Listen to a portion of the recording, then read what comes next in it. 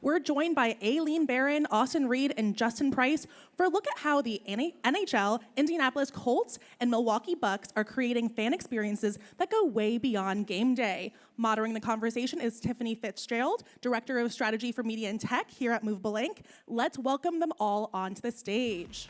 Welcome, welcome, welcome. Thanks for joining us today. We've been so excited to have this triple threat, mastering sophisticated sports marketing campaigns.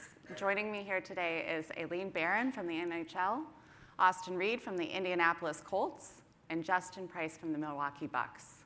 We'll start off by having you introduce yourselves, please. I mean, I just introduced you, but a little bit about your role and your remit. And then also as a fun icebreaker, a sports marketing campaign you loved as a child. All right, hi everyone. Aileen Barron. I oversee fan engagement and data strategy at the league, the NHL. We have a game 6 tonight, so tune in please on TNT. So I've been at the league for about 9.5 years here. I oversee email marketing, SMS, free-to-play games, and then our data warehouse side of things. So on the business side, what is coming in and how we're using it in our marketing efforts. Awesome. And let's see what we got here. Let's see if we can get it to play. So, if you're old like me, the nothing but net. Over the second rafter, off the floor, nothing but net. Through the window, off the wall, nothing but net. What you want is what you get, and McDonald's today. Off the expressway, over the river, off the billboard, through the window, off the wall, nothing but net. Love it. So catch us out later today. We're going to be like, off the chandelier, nothing but net. Definitely. Austin, why don't you go ahead and introduce yourself? Sure. Hi, everybody. My name is Austin Reed. I'm Director of Digital Marketing at the Indianapolis Colts. I oversee all of our digital omni-channel strategies, so primarily looking at performance marketing, email, SMS, things of that nature. So this is my 5th year at the Colts. Prior to that, I was in the NHL, actually, ironically, with the Florida Panthers, so that Game 6 is super relevant for this stage, but happy to be here and share some knowledge. How about your favorite campaign? Oh yeah, I mean, when I was a kid, I thought about Got Milk right away. I was like, you couldn't escape the white mustaches, and even like something that is super relevant to my career now is the Manning dynasty there on the screen. Just like you couldn't go anywhere without seeing Got Milk, whether it was sports, pop culture, anything like that. So that was super memorable. Love it. And Justin, how about you? Awesome. Hey everyone, I'm Justin Price from the Milwaukee Bucks. I'm the Senior Manager of Multi-Channel Marketing, so overseeing email marketing efforts, SMS marketing efforts, really anything, all things automation. Excited to be here. I would like to add the Milwaukee Bucks, obviously we're not in a Game 6, but I'm quietly rooting against the Pacers. And here's your sports marketing campaign. Let's see if I can. Goodsy, Lil Wayne. golden, and glorious. It is a lowercase God. What's G? It is the heart, hustle, and soul of the game. That's G. I could tell immediately how old I am because the first one I was like, yeah. And the last one I was like, I didn't see that. Thanks for sharing those with us. Aileen, I wanted to get started because we hear from a lot of our sports teams, our sports clients, and one of the biggest challenges is personalizing straight out the gate when you don't have a lot of data coming in because the fans are coming in through different points. So talk to us a little bit about this Click Your Favorite Team module and what challenge it was solving for and the results you saw. Sure. So at the league level, we have over 900 different sources of data coming in, like Fanatics, Ticketmaster, our own owned and operated, Bracket Challenge, All-Star Fan Vote, Hockey Fights Cancer, all that stuff. So we have unified that and have a 360 view, but a lot of those sources do not give us favorite team. We also do not infer favorite team from purchase behavior because Fanatics, a lot of people are buying gifts and whatnot, and we don't really want to piss people off if we start sending them Rangers stuff when they're actually an Islanders fan. So what we put here, this is our wraparound email, fully powered by Movable. We've been running it now for probably 5 or 6 seasons. And within this generic version that we have, we put this click your favorite team. We kind of call this the ugly version of the wraparound, although it's very beautiful. But it basically allows us to ask someone, send them a generic email and say, give us your favorite team so we can actually personalize this specific email and others for you. So it's been highly successful. Tim Lohner over there has designed it on my team, so thank you. And we've seen a large click rate on that over the last 6 seasons. We've also put it in just like a dedicated email as well to kind of gather it. And then this allows us to pull it back into our warehouse and then start personalizing every and all emails, which we see perform about 3 times better than generic. So, so at the end of the day, this has performed really well for us. And favorite team is probably one of the most important pieces for us at the league level, because the Panthers fans are not going to want to see an Edmonton championship win if that happens, hopefully. So. Yeah, that's a great example of picking off a really important data piece and going after that first, right? And then once the season gets going or throughout the season, there's different opportunities too to engage. And I loved the scratch off you did around the NHL draft. I was hoping you could tell us a little bit more about how you're engaging fans year round. Sure, yeah. So the NHL draft is probably a little lesser known than these guys over here at the NFL and NBA, just because of kind of like MLB, the players are younger, coming from, there's no like college, there is college of course, but a lot of these players are coming from overseas. So the draft lottery, if you watch it this year, was a little different. We actually showed the statistics online around it and kind of try to be a little more open on how this is determined and not just our deputy commissioner saying, hey, this team won. So the scratch-off, which is something that we've used a lot over the last few seasons, is a true re-engagement campaign. It does really well. We do it for Halloween costumes and stuff. We don't overuse it, but we find key moments. So the NHL Draft Lottery was kind of a recap the next day to show those Islanders fans, hey, you actually won the draft lottery, congrats, but also showed kind of everyone else as well. So we see a 300% lift in click-through rates with just the scratch-off, and so we find those key moments during the season and key things to keep an eye on everyone of what's going on. Yeah, I love that, and I like that you said too that using the scratch-off is really effective, but you find the right times to use it and not using it. Yeah, and so that's when we're getting fans in through the door. A little bit about year-round. How about during season? Austin, I would love for you to tell us a little bit about this know before you go touch point. For those who don't know, I'd love for you to explain the roof window closed to open and why that's been so important and some of the pain points you're solving here. Sure, yeah. So, during COVID, we saw a huge need for the ability to communicate both the exciting things on game day, but then also those pesky policies that fans need to know prior to arriving. And I think what we tended to see was trying to jam all of that in one know before you go email. It got too much. So what we decided to do was kind of split that out a little bit more for fans leading into the game and dynamically populate based on when they're opening, so they have the most up-to-date information at their disposal. And for us, in Indiana, we have a retractable roof, which is kind of crazy. So like fans need to know not only for weather purposes if it's going to be open or closed, but the roof actually has different, the sound in the stadium is different. Okay. So if the roof is open, it reverbs a little bit more, or if it's closed, it reverbs a little bit more. If it's open, it's a little bit different. So fans are obsessed with this piece of knowledge, and we learned this from, honestly, real-time data coming in through our AI chatbot, through other sources. So we included that right up at the top, along with a lot of other dynamic components as well. We have some pictures here. So this is your entire Know Before You Go email campaign, and you said that you had learned a lot through some of that customer feedback, fan feedback, what really worked and what didn't. So what are some of the most engaged with pieces?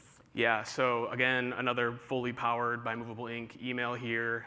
You'll see the opponent at the top. That's obviously based on the week, the timing. If for whatever reason we get flex, the NFL flex schedule is a real thing. It can happen really fast, and so the ability to be able to change that on a dime is helpful. The arrival, so we share the downtown space with the Pacers.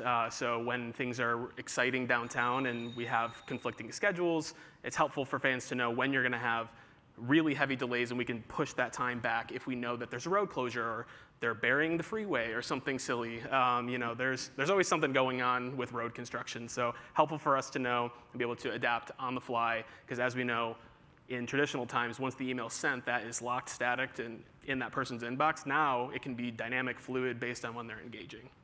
Yeah, that's amazing. And we talked about this a little bit when we were preparing. I didn't really realize how, I mean, it makes sense, but you are creating like this cohesive brand experience, even though there are multiple ways for your fans to come in through the front door, right? Like maybe they got their ticket through a ticket vendor, maybe they're coming with a friend. So how important is it for you to be building this really strong brand experience in your inbox? Yeah, we wanted to make sure that, you know, to Aileen's point, we're getting data points from Ticketmaster, from Fanatics, and our fans don't necessarily know that we're consolidating a lot of third-party sources, so it's important for us to make sure that that digital experience is cohesive across the board, whether you're interacting with a partner communication via Ticketmaster, a Colts communication via our owned and operated channels. It all needs to feel cohesive, and it also needs to match the feeling of walking up to Lucas Oil Stadium on a Sunday. So we try to match that, and honestly, using Movable Ink has helped us propel into that top quartile of the league in fan satisfaction when it comes to digital communication. Regardless of if the Colts are a winning or losing team, we are in the top when it comes to digital communication. That's so impressive. Yeah. Congrats. Yeah, that's a big accomplishment.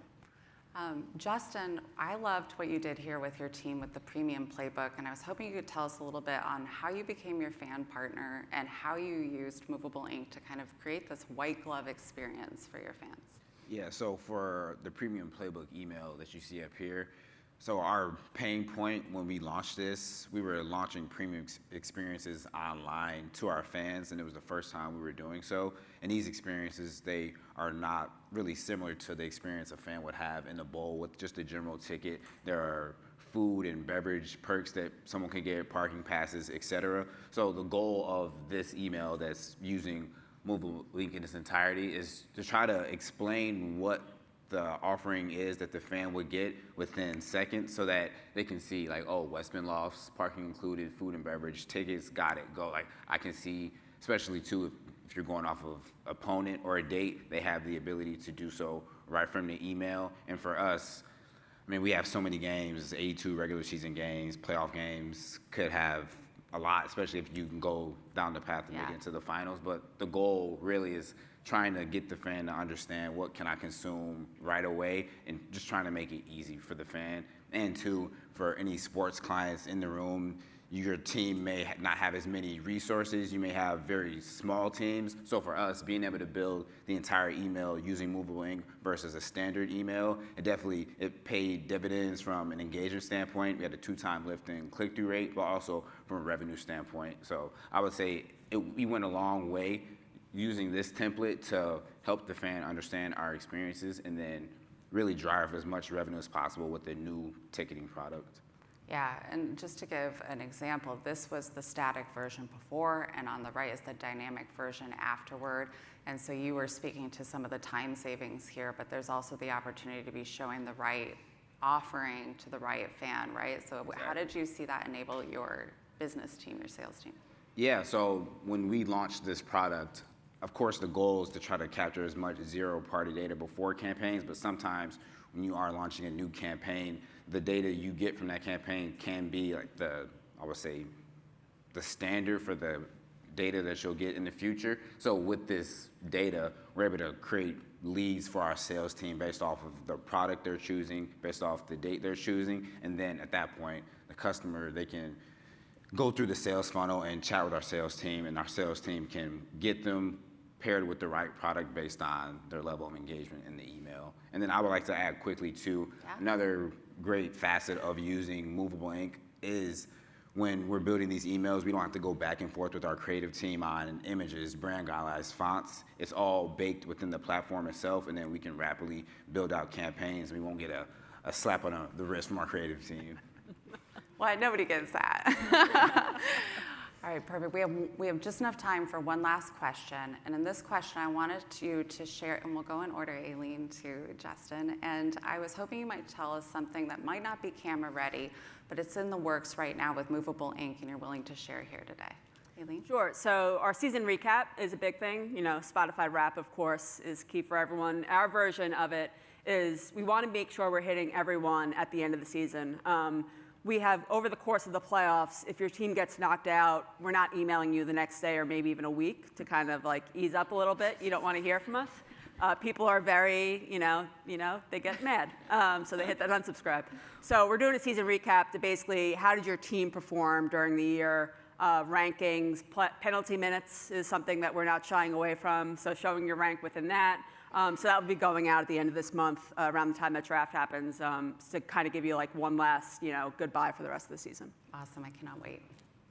Yeah, for us, we host an open training camp to the public outdoors. Again, summertime in the Midwest can be somewhat volatile, so taking off of that roof concept and using some of those dynamic weather forecasting elements to make sure that we can show dynamic modules to fans based on if it's going to be too hot, if it's going to be rainy, if the field conditions are poor and we need to move indoors. So just using a lot of those dynamic capabilities from a weather standpoint to be able to predict what type of day it would be, not only to help the fan prepare, but then also help operational efficiency for the staff to know, hey, we've got it. Don't worry about having to send us every detail every day. If it's a red day, it'll look like this. If it's a blue day, it'll look like this. So that's something that we're looking to roll out here in July.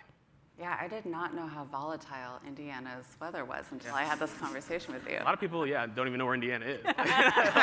So I don't blame you. That, at least, yeah. Justin, how about for you?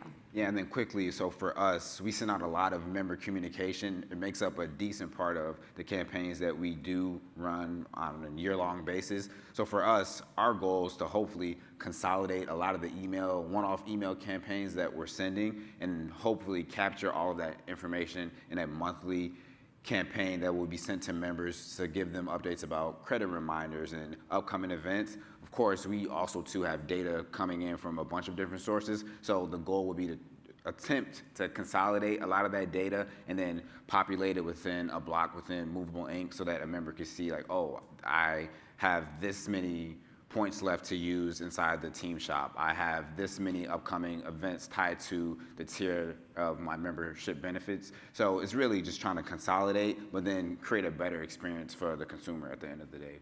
We cannot wait to see all these go to market. Give it up for our sports panel, please. Thank you.